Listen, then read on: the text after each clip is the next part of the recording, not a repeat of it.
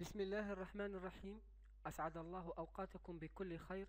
إخوتي الأحبة، أهلا بكم في درس جديد من دروس قناة الأكاديمي. في هذا الدرس الحصري سوف نتطرق فيه إلى آخر تحديث لإمكانية مشاهدة قنوات ZDF بتقنية عالية الجودة وببرنامج VLC وعلى الكمبيوتر.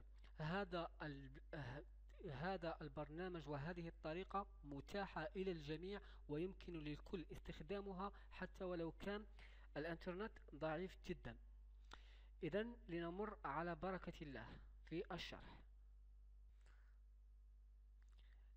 إذن يا إخوان، كما تشاهدون هذه الباقة الكاملة والمتكاملة هي الباقة التي يمكننا مشاهدتها من خلال هذا البرنامج.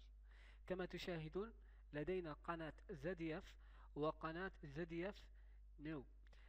كذلك لدينا مجموعة من القنوات مثل فوكس وفيفا والعديد وارتي وارتيل والعديد من القنوات المحبوبة لدى العديد من الجماهير.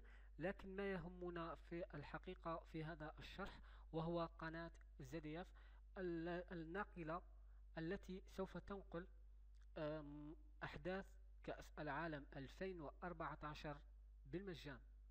إذن تابعوا الشرح على بركة الله.